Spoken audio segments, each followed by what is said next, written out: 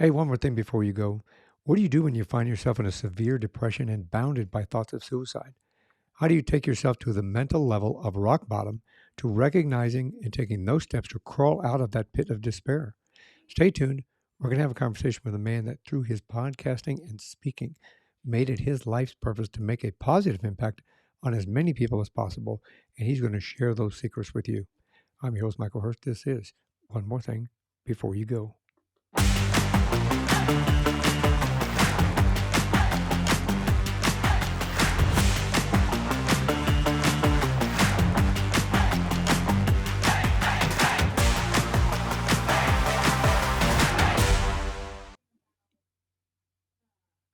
My guest in this episode is Kevin Palmieri. He is the CFO, founder, and co host of Next Level University. It's a global top 100 self improvement podcast with more than 1,000 episodes. It's really good. You got to listen to it. He reaches over 500,000 people in more than 125 countries.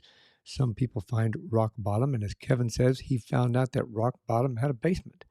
We're also going to follow his journey from that realization of depression and suicidal ideation to a multi-six-figure income business, how he was determined to overcome his anxiety, depression, and to finally live the life he always dreamed of.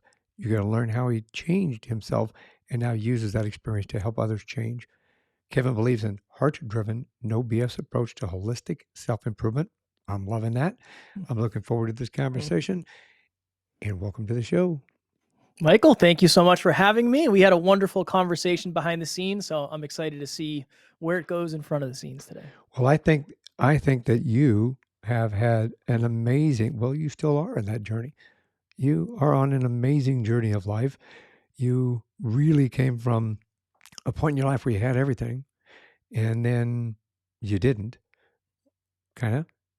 And then you turn it into something very positive that you share with other people in such a magnificent way that everybody that touches it can move their life forward in a very positive way. And that's a brilliant way Thank you. of I finding appreciate those words very much. Yeah, new purpose is a good thing, isn't it? Yes, it is. It is. It's everything. It's everything. And, we were talking about earlier before we started, like you said, behind the scenes, you and I both had to find new purpose, kind of reinvent our purpose. And we've done it through this wonderful digital media aspect of the universe. It's very interesting. I don't know what I would have done 20, 30, 40 years ago if I was in that position, because I'm very blessed that I get to do this for a living now. And at one point that was just a goal, a dream for me. It's interesting, Michael. I think you hear a lot of people talk about having midlife crises. And I call it a quarter life crisis. For me, it happened when I was 26, which I'm very grateful happened so early for me because it gave me so many opportunities to realign and make changes. But I was 26 years old, in my mid 20s. And by all outside standards, I was living the dream. I had a beautiful girlfriend. My girlfriend was a model. I had a high paying job. I had a new sports car. I had just done a bodybuilding show. So I was quite literally in the best shape of my life. I had just moved to a new apartment, but I was not very happy. I was not very fulfilled. I was very insecure. I was depressed. I was anxious, to the point where my girlfriend came to me one day and said, "Hey, this relationship is no longer serving me. I'm going to leave." And I remember that was my initial rock bottom. That was, what do I do? Am I going to be able to be loved? Who's going to love this version of Kevin?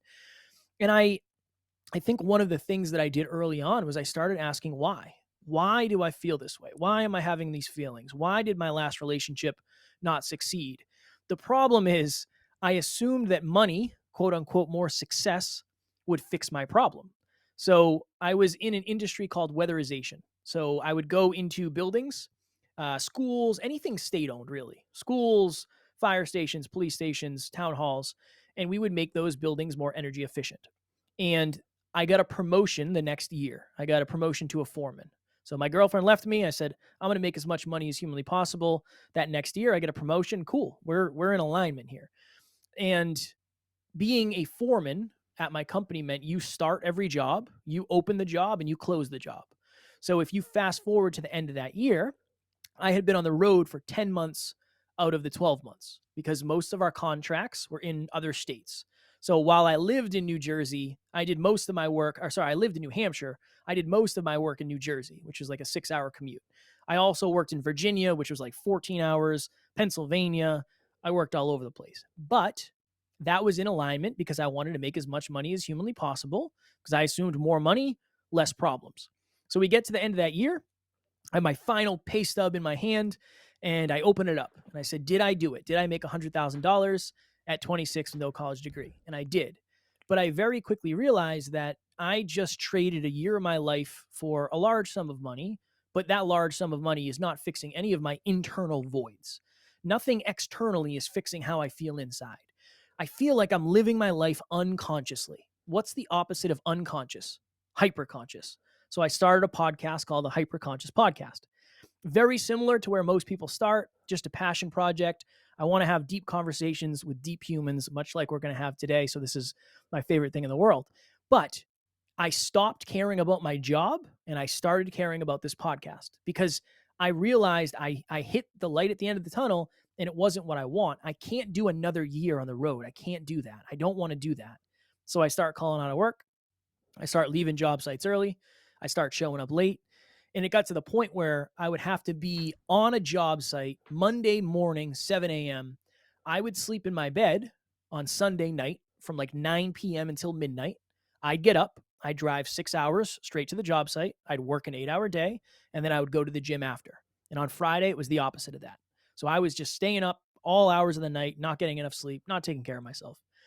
And it got to the point where I was in a hotel room in New Jersey and my alarm clock went off at probably 5:15 in the morning, sat up, slid to the edge of the bed. I'm lacing up my work boots. I've done this 1,000 times. And the best way to explain it is there's 10 televisions on in my head and every single one is on a different station. One saying you're stuck here forever. You're never going to make this kind of money again. You got lucky to make this kind of money in the first place. If you were to leave, what would your friends think? If you were to leave, what would your family think? And if you were to leave, do you really think you're going to ride this podcast train off into the sunset? And in that moment, Michael, I felt that if I took my life, I would take my problems with me. And that was the rock bottom basement. There's not much further to go from there moment in my life. And I'm very blessed because I have wonderful people around me and I always have. And I'm very grateful for that. So I texted my best friend at the time, one of my best friends, and his name's Alan. He's gone on to be my business partner and co-host and co-founder. And I said, Alan, I'm really struggling with, this. I'm overwhelmed. I'm having these dark thoughts. I don't know if I can do, never mind this job, but this life thing anymore. I don't know what to do. And he said something very profound. He said, your awareness has changed so much over the last couple of years, but your environments have stayed the same. I think it's time for you to change your environment.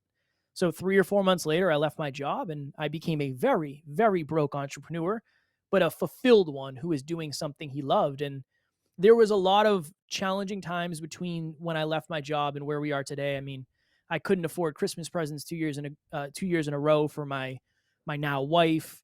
My car broke down. I couldn't get it fixed. I was driving around with no inspection sticker, brakes that didn't work, and a hole in my engine. I was $35,000 in credit card debt. There's definitely been a lot of challenges, a lot of resistance, but that's also created a lot of growth in me. And I would not be the man I am today if I didn't go through those things. So in retrospect, I can be grateful. In the process, it was definitely a challenge for sure. I would say you had a lot of life challenges there, especially Yeah. to go from that point where you were sitting there lacing up your boots and thinking this is not really what I want to do in life. And Mm. there are people that, from my personal life, and those in my old profession, that chose a different path, and it was a much darker path than that. So that's a good thing you reached out. Most people don't take the opportunity to reach out like you did. Yeah. My thought is always this: the level of the vulnerability in the relationship determines the quality of the relationship. There's many of us who don't really know how people are doing. When I say, Michael, how you doing? If I've never met you, you're not going to say, well, I'm struggling with blank, blank, blank, blank, blank, and blank. You'll probably say, yeah, it's pretty good. Right. And I think Yeah. that we really have to check in with our relationships because who do you run to when you're struggling? Who do you run to when you want to celebrate? Yeah. If you don't have a list that you can go to, that's so important. Your community is such an important facet of your growth and your well-being. I agree with that 100%. It is, my journey is not dissimilar from yours in a Mhm. particular case that I worked and worked and worked. I wasn't working to get rich. I was working to get a promotion.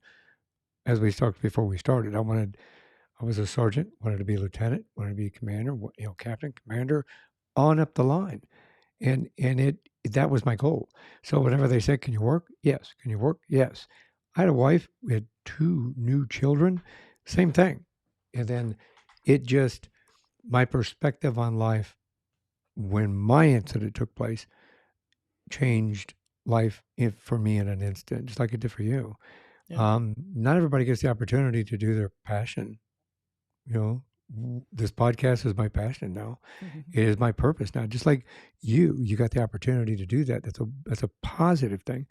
What you said you had a good network around you. What was your family like? My family, so I love my family, and my family is very supportive, but I think there's a difference between support and constructive. So supportive and constructive.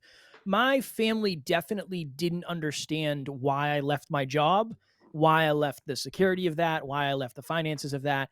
And it was definitely interesting in the beginning because my grandmother, we call her Mima. That's her name, Mima. She would always say, "When are you going to get another job? Like, are you going to start looking for another job?" And I remember saying to her, I said, "I will never punch a time clock for somebody else as long as I live. I'm not meant to do that. I'm not meant to do that. That's just not what I'm supposed to be doing. I know that. I think I've always known it, but now I have the courage to actually pursue it." So, yeah, I definitely do not come from a line of entrepreneurs. I was raised by my mom and my grandmother. I didn't meet my dad until I was 27. I never knew my dad growing up. I didn't know what he looked like. I didn't know what his name was. I didn't know what he did for a living. So I came from a very humble beginning. We didn't have a lot of money. We were definitely lower middle class. There wasn't necessarily a high level of education or a high level of opportunity. So yeah, it's I think that part of it, the fact that I was raised by women is amazing to me because our community is predominantly women, which I never expected. And then the fact that I grew up with little money, I think it's really helped me appreciate the money I have now. And going through the time in my entrepreneurial journey when I was like, $35,000 in debt, very, very broke, I think that also helped me appreciate what certainty actually means. And again, I think that's going to be the theme of this really is who you are today is related to who you've been, but it's not who you are exactly. You're pieces of that and positive pieces and potentially negative pieces as well. I agree with that. It's excuse me. It is I come from, as I said earlier, I come from a dysfunctional family. My mother, I lost my father when I was 15 years old. Mm, Before that, they had been divorced for some time. So I was raised by a single mother as well. And it gives you a different perspective on life when you see struggle, especially, obviously, I'm not a young guy. So way back then, it was difficult for women. And it was difficult mm, for women. And I mean, it still is, but more so back in the 60s and in the 70s because they hadn't even approached the glass ceiling.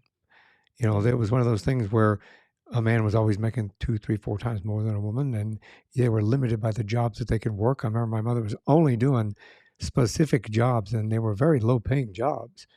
It was a struggle.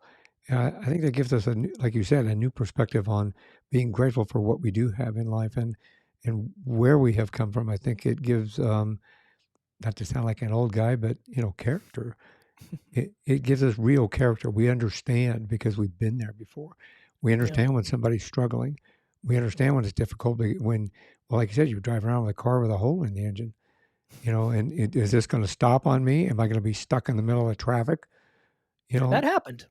That it, happened. It would if anytime I went below 10 miles an hour, we were at risk of that bad thing, that bad Larry stalling. And it stalled. And there were literally I would get it uh, going as I was rolling down the street. It was but this is the interesting part. If you're going through that right now, it's not funny.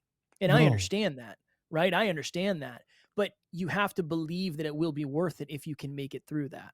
You got oh, to believe absolutely. that the future is brighter. That's such a key to humans trying new things is believing it will be worth it. And that's a challenge. It's a challenge when you're sitting in the darkness for sure. Do you have any brothers, sisters? You may have mentioned it earlier. No, Just me. just you. So, I mean, so that even made it more, I think, um, of a struggle because you had your mother to lean on or your grandma to lean on. Yeah. I had brothers and sisters. I have an older sister and a younger brother. So, that was a little more community within us because we'd all support each other Mm, when we were going through tough times. And yeah. I grew up on macaroni and cheese, and I hate macaroni and cheese now. Macaroni and cheese and hot dogs, the quick and simple, cheap way to. Yeah. My wife comes home. I feel like macaroni and cheese and hot dogs. Help yourself. Yeah, we'll order out. We'll get Yeah, takeout. get something else. Thank you very much. So you, at what point in your, I know that you started off with entrepreneur. I know you built another business aside from the podcast, but you kind of built it out of the podcast in conjunction with it. Is that correct? Yeah. Yeah. Every business that we have, everything that pays our bills and allows us to reinvest and grow is coming through directly through the podcast, which Through is the podcast. yeah, it's my favorite thing in the world that it's this machine that is of value and impact first. Well, if coming from as a brother podcaster, when we started off in the beginning, I mean, it's when may I ask when you started your podcast? I The first one. started, yeah, April of 2017. So okay, so that basically it wasn't way back when they very first started, but you No. were still at a point where we aren't now. Yeah. Competition, well, 2.5 million podcasts now. When I first started podcasting, I think there were 850,000, Mm, available out there. Now there's yeah. 2.5 million out there. Mm, Um, I'm sure that really had to, make an impact on not only you, but those around you.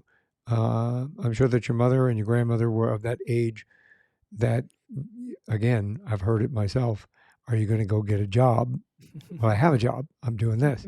Well, that's not a job. mm, yeah. That kind of a thing. It's Um, not a job yet. It's a job. It's just not one that pays yet. It will eventually if I do exactly. it right. Yeah, I understand that. And or like my oldest daughter's in the entertainment industry. So her grandfather, um, see, that's not a job. She gets Mm, paid for it, but it's still not a job. No, I want you to get a real job. Not that job. That's just acting. I mm, want you to have a real job. We finally got over that. She was able to get him over that. Um, so when you were sitting, if I can just backtrack just for a little bit, um, I know that you said that you almost couldn't, you could not um basically handle life anymore. mm. So would you consider that suicide ideation? Do you feel that were you thinking about that quite often? Is that something that entered into your mind, or when did you recognize that you were depressed and or had anxiety and or you were actually considering suicide? So the first time I ever had that thought or the realization was probably 2 years prior to the hotel room incident. My girlfriend and I at the time lived in this really nice apartment in Boston. We had roommates and we had this 3-story apartment, it had cameras, it was brand new, it was so nice. It's just such a nice place. And I remember everybody was gone. They were all at work. And I think I had a couple days off because we were in between jobs. So I was just hanging out, playing video games, just living my best life. And I remember we got to like noon or 1 o'clock in the afternoon. And I remember sitting in front of the TV, putting down the controller for the video game and saying to myself, if this is what life is, I don't want to do it anymore. It just felt gray. It felt bland. It felt hopeless. I felt like I was stuck. I felt like I was stuck in whatever I was doing and I didn't see any way out. And when my girlfriend got home that night, I told her, I said, hey, can I share something with you? I was having these kind of dark, weird thoughts today when everybody was gone, and I explained it to her. And Michael, she said, I suggest you go to therapy. I think that would be very valuable for you to go to therapy. So I think I initially was like, nah, I don't need that. I'm going to be fine. We got to the point where I said, you know what? That'll probably be a valuable use of my time and something that'll help me understand myself at a deeper level. That's probably worth doing.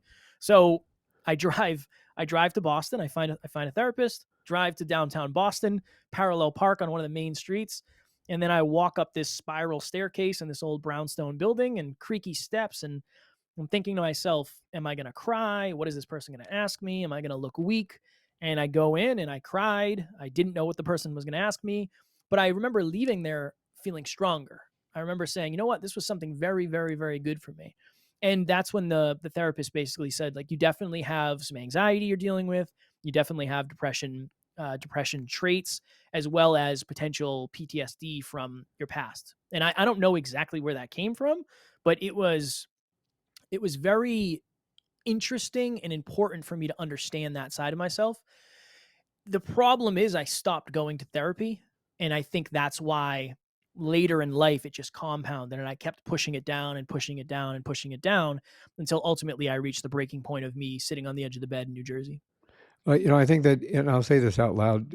I think society, we as men Mm, and boys, society puts this persona on us that we're supposed to be. You're not supposed to be weak. You're not supposed to cry. You're supposed to be a man. You're supposed to be strong. You're the alpha individual. You know what I mean? That you can't be depressed. Depression doesn't exist. You can't be angry. You can't be in denial. You have to be strong, plain and simple. mm, If you cry, you're a wussy. And I think they're finding out more and more, at least lately, that it's okay and it's normal for an individual, whether you're a man or a woman, to be able to understand that you can cry and you can have mm, empathy and you can have compassion. I find it very interesting that he recognized that you had PTSD and post traumatic stress disorder. What a lot of individuals do not understand is the fact that they coordinate PTSD with military. mm, That you went to combat and you were in the middle of combat and you come home with that, and that's what PTSD is. And you can't be in here around fireworks and blah blah blah.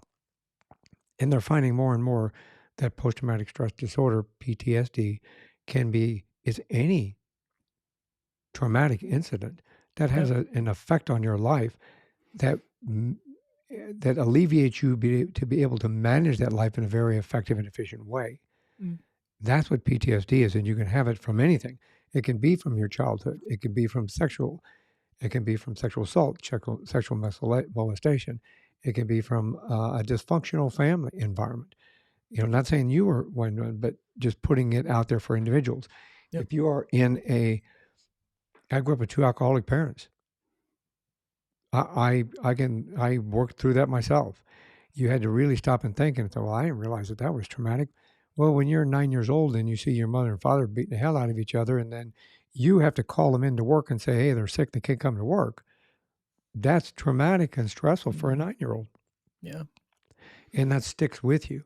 So I think it's interesting that he brought that up to you from that perspective. I think that we as male individuals, it's drilled into us that we're not supposed to feel that. We're not supposed to experience that. We're not supposed to be scared. We're not supposed to cry. mm. But you took that, again, it took a couple, we said a couple more years before you were sitting on the edge of the bed and really had to reflect upon that.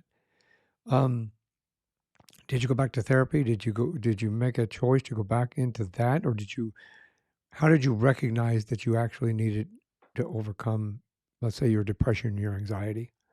Yeah, it's, you know what the interesting part is, and this is always the part where I throw the disclaimer out of my experiences are not necessarily the run of the mill normal.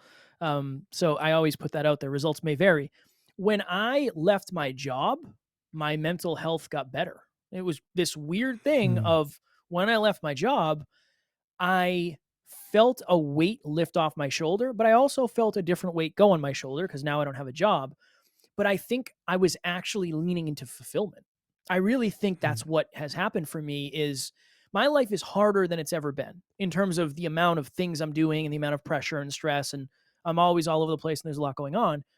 But I also am the most fulfilled I've ever been, and I think my mental health is probably the best it's ever been. So for me, at least, it was when I started leaning into, I think this is my passion. I think this is my purpose. I think this is what I'm meant to be doing. I started to become proud of the man I was becoming. And I was really working on, I know you said this earlier, you said I'm going to sound like an old man, but character. I love that word. I think that's such an important thing. I worked on myself to such a deep level that I think I was probably doing a lot of stuff that I would have been doing in therapy anyway. Having the conversations about my childhood and why, what am I afraid of, and what's this excuse, and what's this insecurity? What's my protector? Is it ego? Is it fear? I think I'm just very, very prone to having deep conversations because Mhm. that's what the business is built on. So I think that's actually helped me a lot. Yeah, I think I'll be honest with you. My conversations have helped me immensely, more so Mm, than therapy. Because when I first I tried therapy.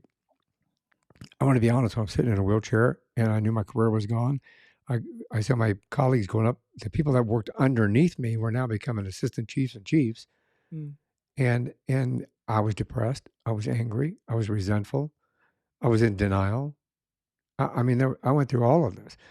And it took me a long time to recognize that I was depressed, but it's okay to be depressed. yeah. You can be depressed. Where the positive come is when you recognize that and you come out of that. You take the step out of the depression door, to kind of say, okay, it's okay to be depressed for a little bit, but now I need to pull my boots on and take some positive steps in the right direction. Um, it I think that I kind of I'm gonna say I can relate to what you were saying in regard to I was able to find my purpose again. That's the reason I do this podcast. That's the reason I'm here. Mm, My passion is still helping people, but in a different way than I was doing as a cop. So it fulfills me. My mm, blood pressure is down. My heart rate is down.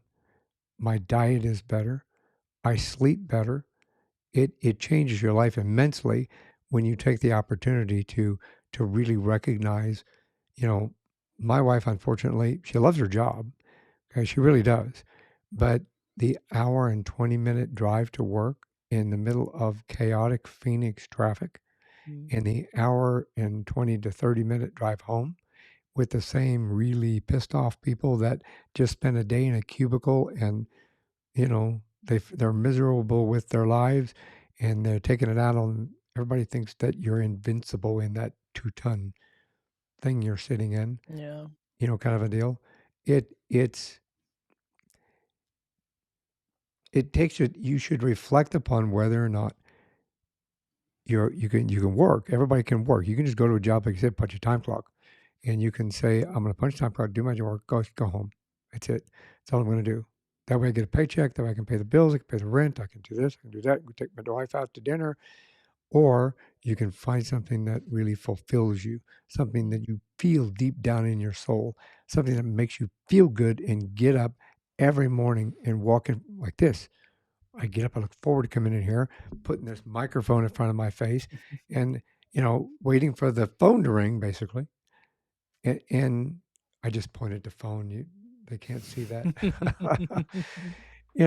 And have conversations because now I feel a part of society again from that perspective. I'm not getting rich at it mm, at all, but I'm enjoying the hell out of it. yeah. It's one of those things. And I think if anybody that's going through the same thing, if anybody has that hesitation, everybody has that that defining moment in their life where they kind of look back and say, I like you just said, I think I'm depressed because of my job. Mm. What do you recommend to them that they do? It's so hard because it's a lot of it is contextual, right? Not everybody's going to have the opportunity to just leave their job and go all in on their goals if they have a family and all that. I would start asking a couple questions.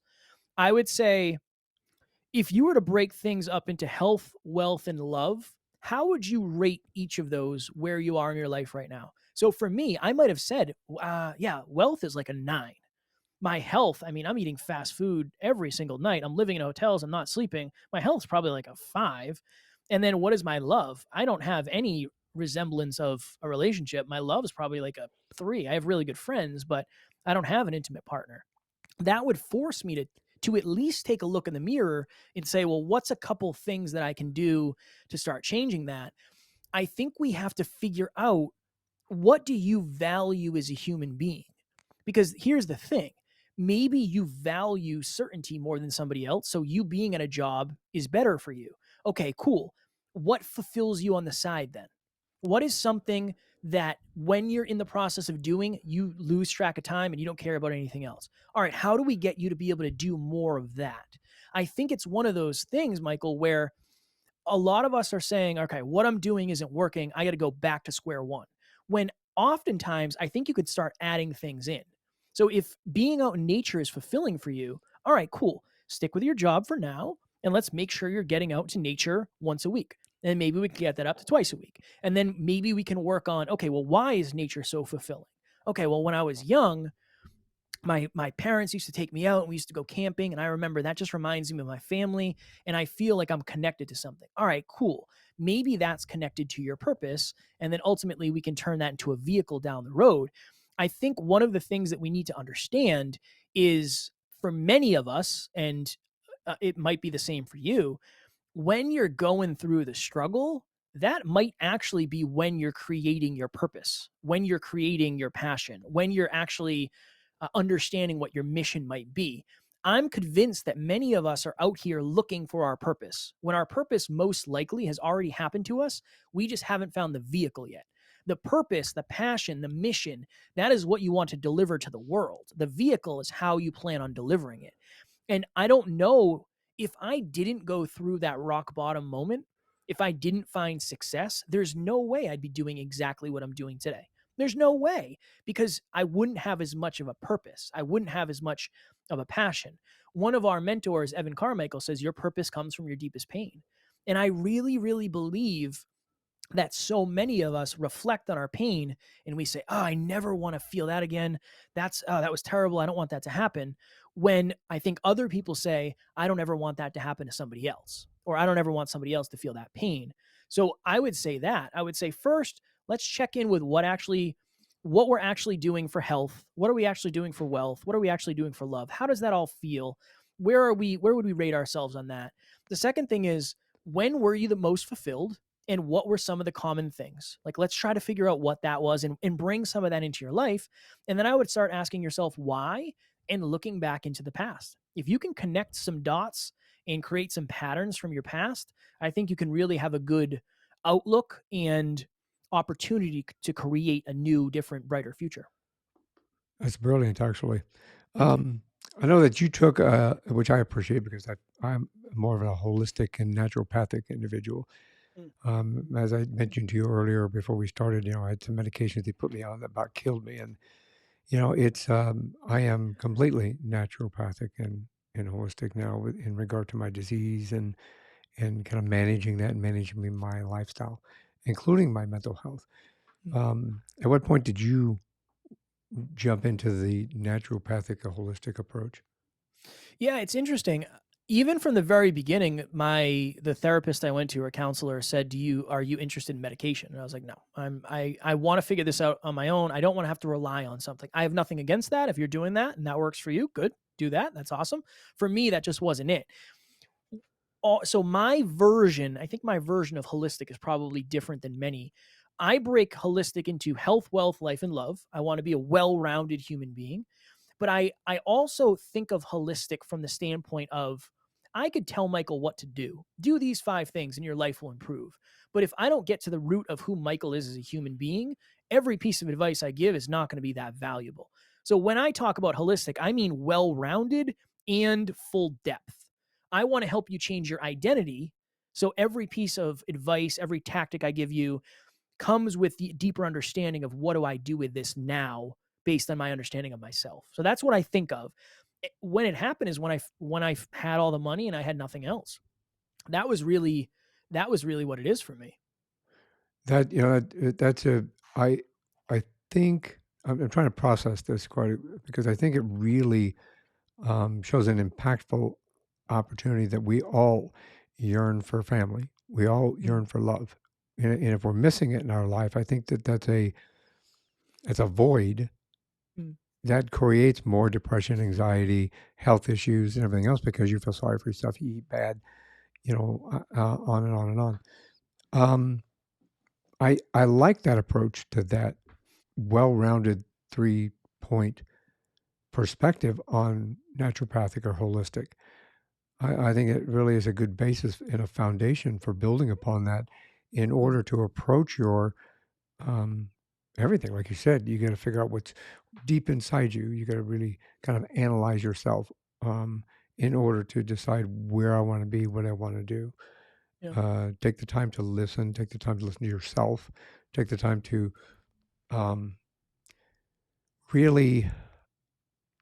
I don't want to say evaluate your whole situation, because obviously sometimes that may take the person over the edge and go, well, I don't have love, or I don't have Mm. the health, or because at any point in our lifetime we can have all three, or we can lose one temporarily, Yeah. and it's up to us to make the choice. I had I had love, I had wealth. Well, I wasn't rich, but I made good money as a sergeant, you know, and I had my health. And then all of a sudden, I lost my health. Mm. And when I lost my health, I lost my wealth. And then when I lost my wealth, my mental aspect decreased dramatically. So it was Yeah. difficult to pull out of that little pit of despair, because I lost my love. Not my, the only thing I didn't lose was my love.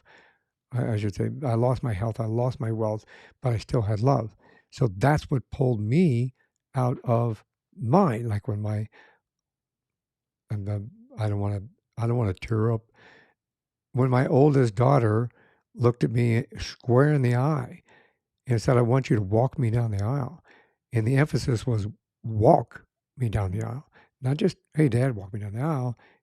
It was, "I want you to walk me down the aisle."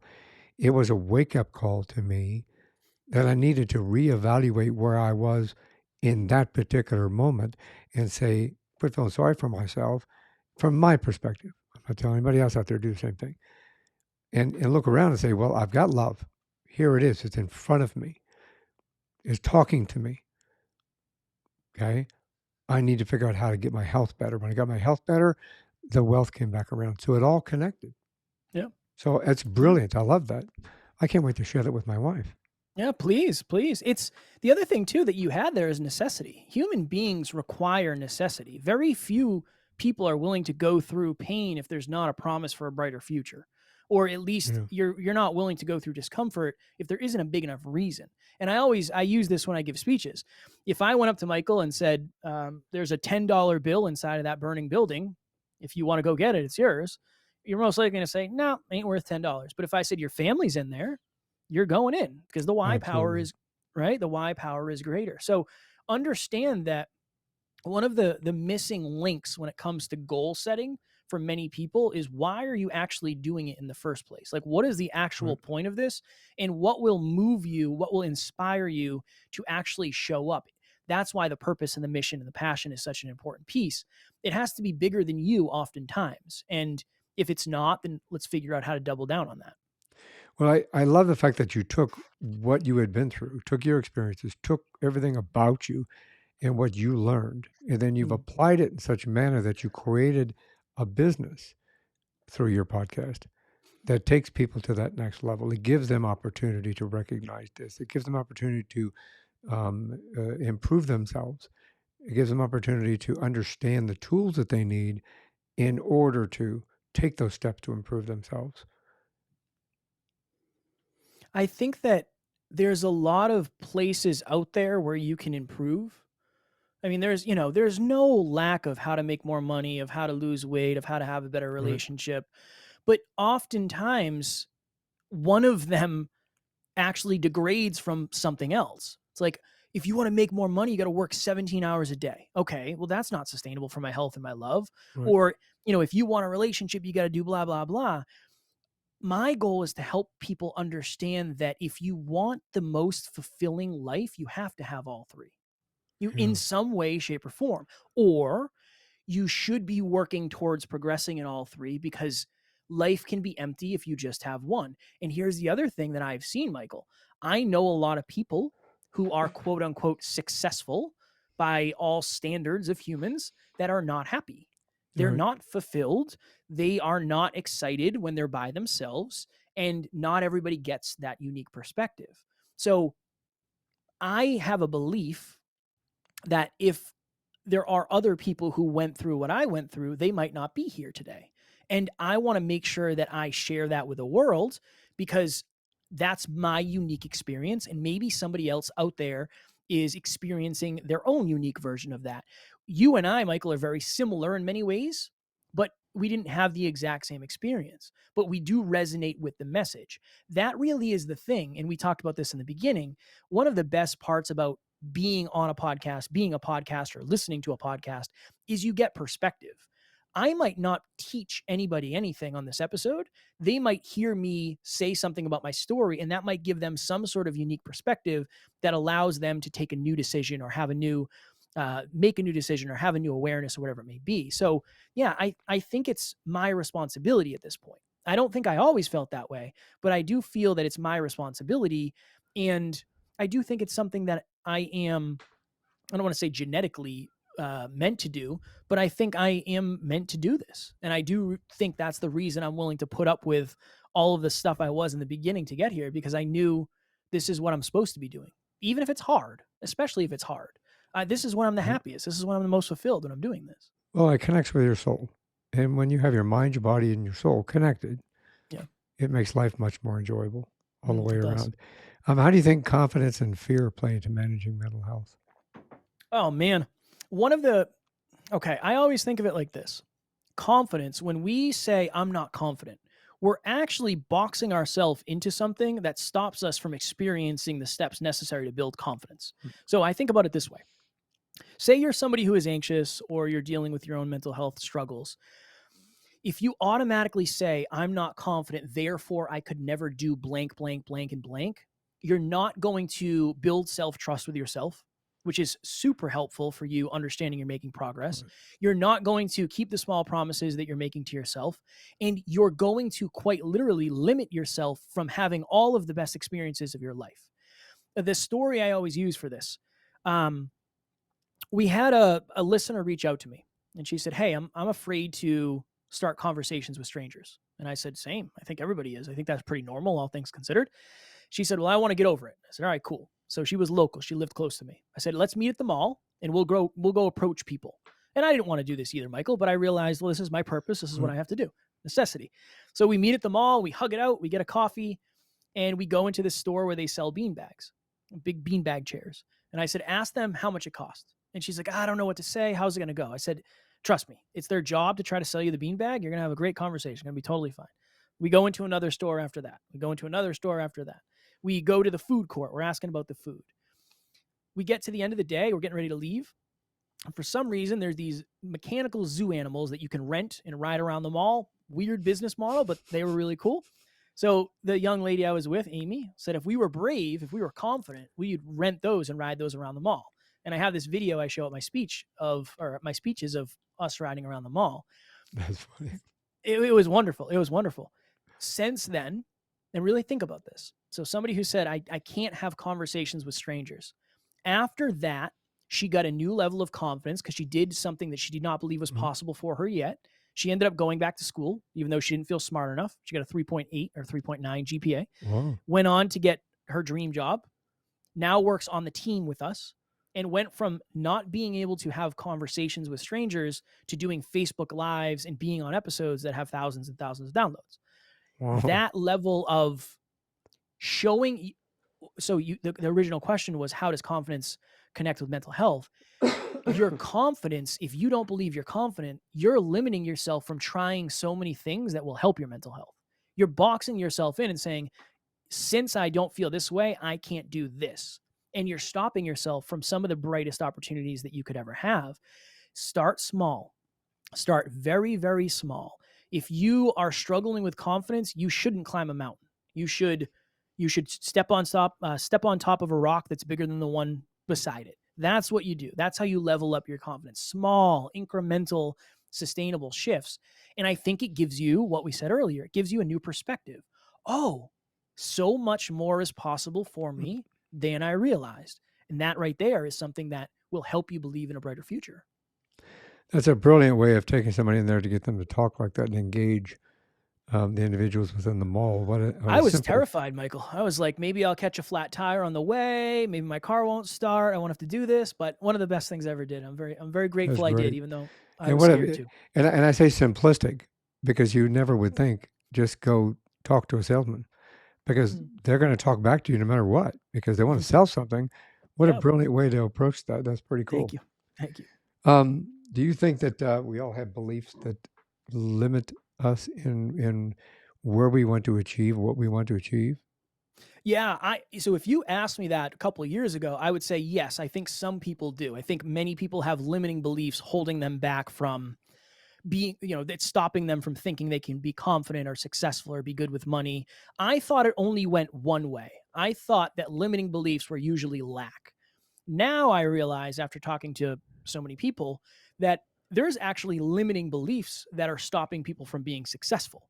Some people have a limiting belief that if I become successful, I will lose all my friends, my family, I will be found out. So, yeah, I think everybody has limiting beliefs to some degree. Some of them are I'm not smart enough, I'm not fast enough, I'm not pretty enough, I could never do that. Others are, if I do become successful, I'll lose all my friends. If I do become successful, I won't be able to have this. I won't be able to have that. And I think many of our limiting beliefs, and I'll say the variety or the recipe of them, is mostly from the past. You got to check in with what what is the thing that potentially caused this. So for me, my biggest limiting belief was always I'm not smart enough, and my insecurity around that was I'll be left behind. I'll be left behind. Is it any coincidence that I felt abandoned by the fact that I didn't have a father? No, I think that's probably where that limiting belief came in. I never did really well in school. Another one of my limiting beliefs was I could never have a successful business. Why is that? You look at the most relevant proof.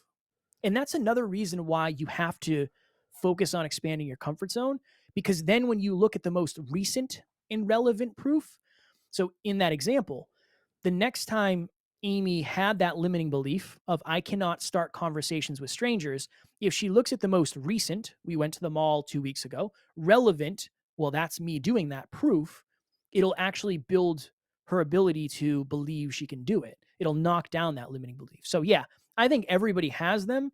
It's just a matter of what is the variety, what is the flavor, and how is that manifesting the results in your life. And that's exactly why you co-host a top 100 self-improvement podcast with more than 1,000 episodes and 600,000 listens in over 125 countries. Thank you, my friend. That's brilliant. I You know, appreciate it.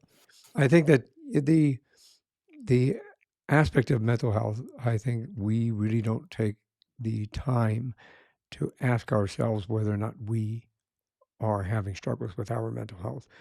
I have found it to be prevalent in a lot of different areas, not only in personal life, but cops, firemen, doctors, Mm, nurses, EMS. I'm more familiar with that environment. And I can tell you that there are a lot more cases of depression, anxiety, self doubt, fear, and all of that because you have situations that come up that is this gonna be fine? Am I gonna work through this? Am I gonna succeed in this? Am I gonna get somebody hurt? Am I gonna save somebody's life? Am I not? Am I gonna run into the building even though there's not $10 in there?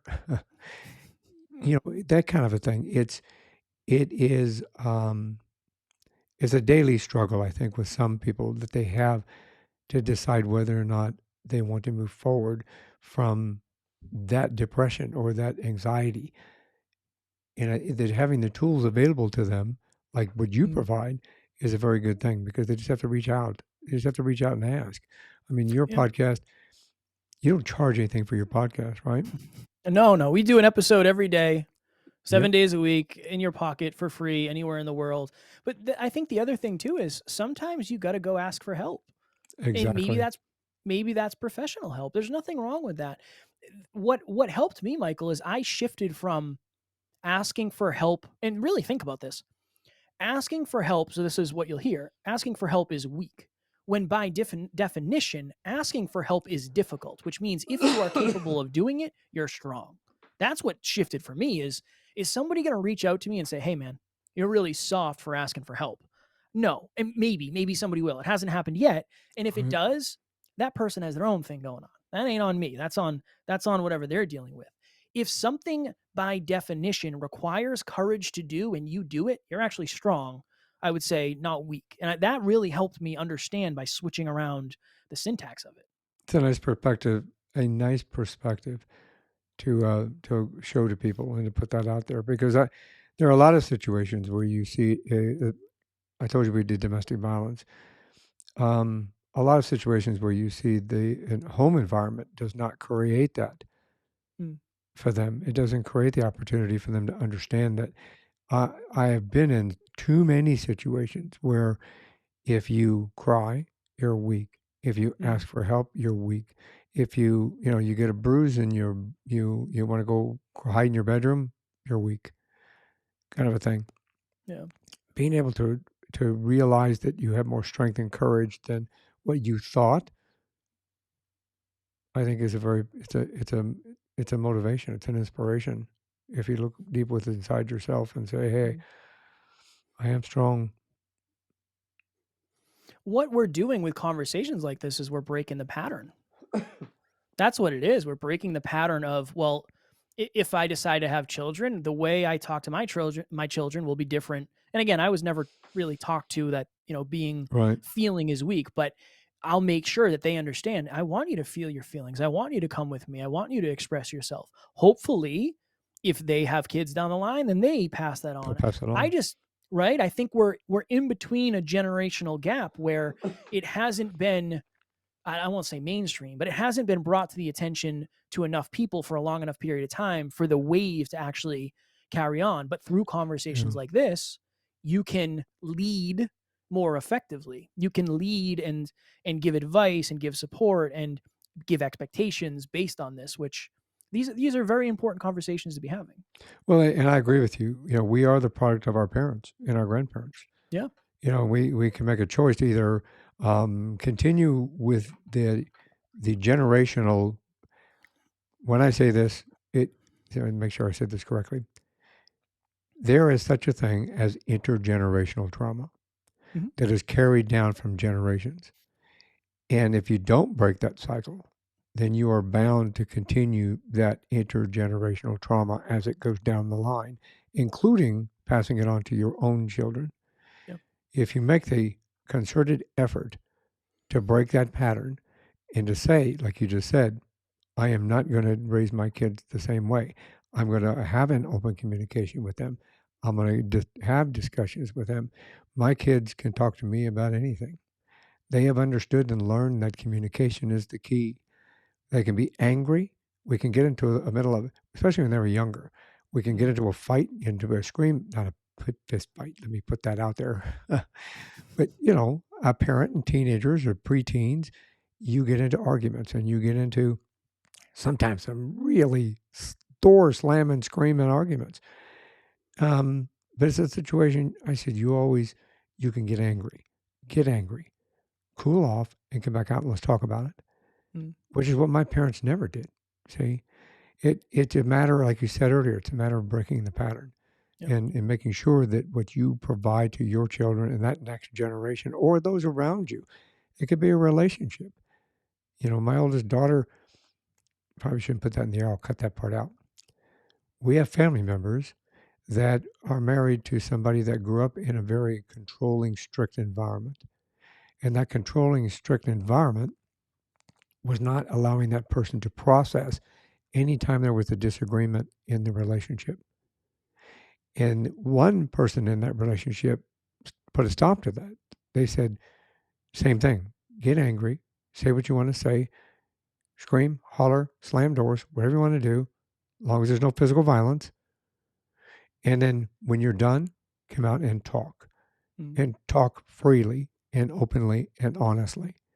And it changed that other person's life to such an impact that it unfortunately, had a negative effect on that person's parents because Mm. they were still trying to put the lead foot down basically, and they couldn't any longer. They changed and it made things positive all the way around. So, just a slight example. Yeah, it's living in the truth. I mean, that's really what it is let's just talk about what is. What is real should be real. And I think Yeah. at the end of the day too, what we're saying is it's your responsibility to not pass on the traumas that you've experienced. And we're Yeah. not playing tag. Well, you just put a stop to what you experience so somebody else doesn't have to experience. Now, does that mean you won't mess up? No, of course you're going to mess up. I think everybody messes up We're everything. human. That's just par for the course. We're human. And that's what we've been saying this whole time. That's part of being human. Well, part of being human, are you obviously, what's it like creating an empire like you have? I got to ask you that. What, I mean, that's got to be self-satisfying because, I mean, you can look, for those that are listening to this podcast, you need to come watch the video because you can see it in your face. You're relaxed. You enjoy what you're doing. I know you had conversations before me, so your voice is tired. Mm, And, I've been there. I had conversations with other people before this one, but you exude an aura around you that's positive. You can see it in your eyes. You can see it in your face. You can see that you really, really enjoy what you're doing. mm. What's it feel like when you have reached this pinnacle? Transparently, I don't know. Some days it's the best in the world, and other days I feel like I've accomplished nothing, depending on what's going on. I think it's I'll say this: the only reason we are where we are today is because we want to be way past this in 10 years, and that's the Yeah. interesting. I call it grateful ambition. I'm grateful for what I have. I'm so grateful that we have 1,100 episodes and all that happy jazz. I am ambitious for what I don't have yet.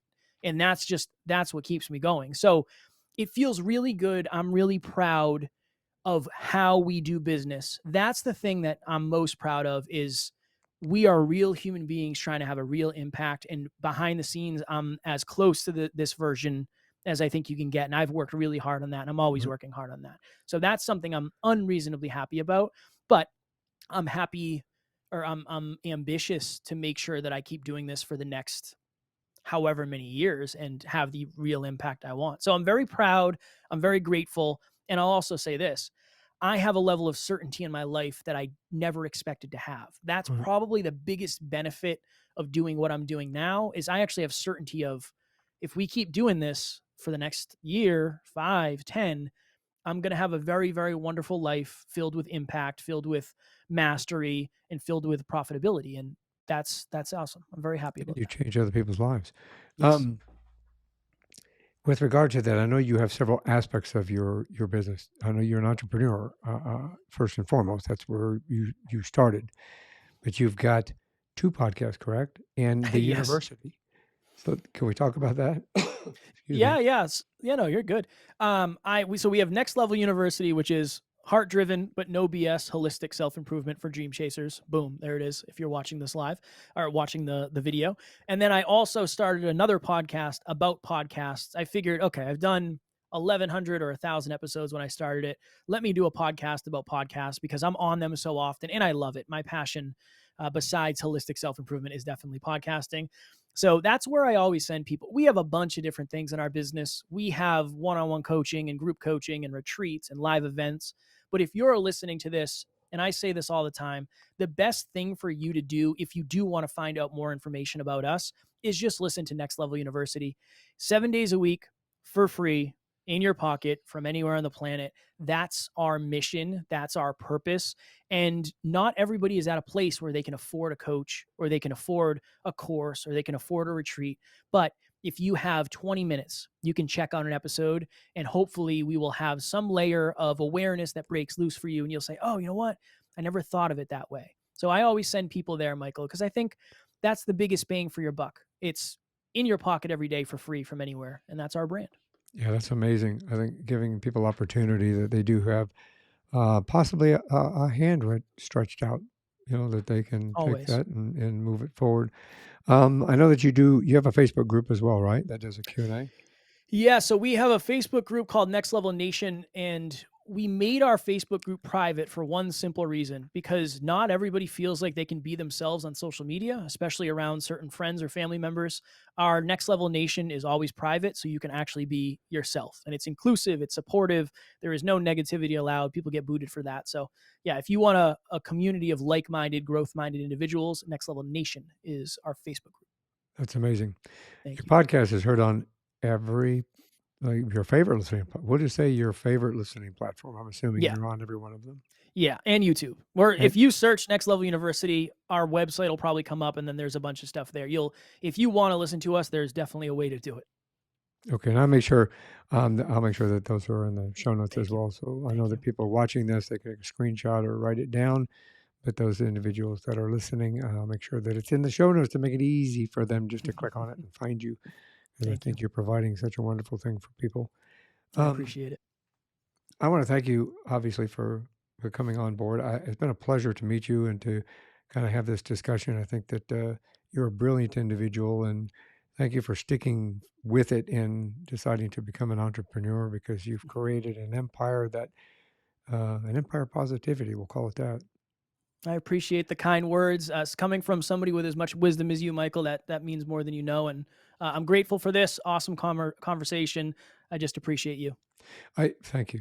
Of course. This is one more thing before you go. So before we go, do you have any words of wisdom? I would say the biggest difference between who you are today and who you want to be eventually is your habits. Make sure you're pouring into the positive cups in your life when it comes to health, when it comes to wealth, and when it comes to love. It may not pay off for a year, 5 years or 10 years, but it will pay off eventually, and you will be grateful you did. Those are brilliant words of wisdom. Brilliant words of wisdom. Kevin, thank you very much for spending the time with me today. I really appreciate you and what you do. And I look forward to having another conversation down the road. I love that. I love that. I appreciate you, and I'm very grateful for your time as well. Thank you very much. Thanks for listening to this episode of One More Thing Before You Go. Check out our website at beforeyougopodcast.com. You can find us as well as subscribe to the program and rate us on your favorite podcast listening platform.